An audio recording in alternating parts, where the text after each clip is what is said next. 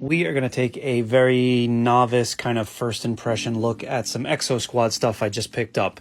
All right, so these are the 3 E-frames, the mech suits that I picked up in a lot for very, very cheap, which is why they're missing a lot of accessories. But I just wanted to get some stuff in hand in order to kind of decide whether or not I liked the line and I was going to collect for it. And I'm definitely going to be picking up more Exo Squad stuff. I only really knew about this line for 2 reasons. One, I really need a Robotech Veritech fighter, and I know the Exo Squad line repurposed a Veritech fighter. And the other reason why I know about it is because a lot of you guys suggested I look into this line, for which I thank you because I very much like what I have so far. So this E-frame is just called Field Communications, I think. It is missing a bunch of missiles and antenna. It's got a radar dish up here that turns. And I love the pistons on all these figures at the elbow joints and the ankles, front and back. And the pilots fit snugly right in here. They're a bit disproportionate just in order to fit in here and have their arms reach. For example, here's JT Marsh, who doesn't go with Field Communications, but nonetheless, he's what I got in the lot. Big, long arms, but still a fun little figure. They're a hair bigger than mask figures. And we have Ground Assault here, which is a big, chunky mech suit with cannons instead of arms. Who wouldn't be reminded of the loader from Aliens with these things? I'm assuming I'm missing a lot of missiles that fire there, and it also comes with a giant firing grappling hook. And lastly, this thing is just called Command. And that's Phaeton in there, which is, I think, please, I'm sorry if I'm wrong, but I think this is the main bad guy. Command's got lots of missiles and a spring-loaded claw. So my question for fans of this line is, what should I be getting next?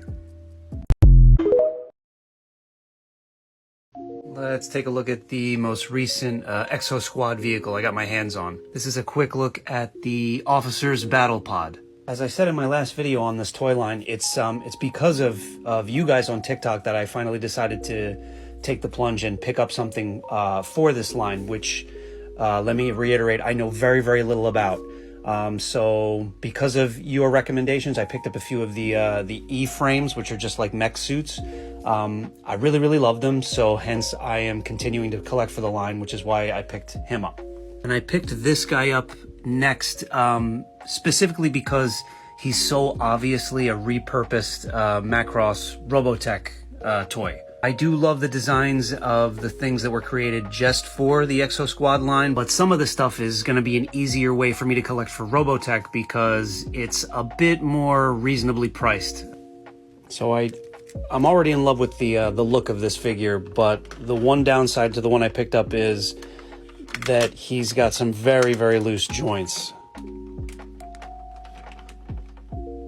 Very, very loose. These arms are supposed to be, you know, a bit more, well, they're actually holding okay right now. But with the arms forward on this one, the whole cockpit kind of collapses. If anybody who's really well versed in this toy line has a fix for this, how to tighten these joints, please let me know. These guns on either side of the cockpit are posable, as is this one. This antenna is fixed. That doesn't turn. The inside is very bare bones, very different than hooking these guys into the E-frames that were designed for the Exo Squad line. And I don't know if it's coming through on my phone, but his color scheme is like a grayish pale blue, which is it's a far less vibrant blue than I think the Robotech version of this is. It's been done many times before, but I am a big fan of the bipedal robot design. Which reminds me very much of my favorite version of that kind of design. Ed 209 coming in first, Scout Walker coming in second, and this was a quick look at number 3 on that list, the Officer's Battle Pod for Exo Squad.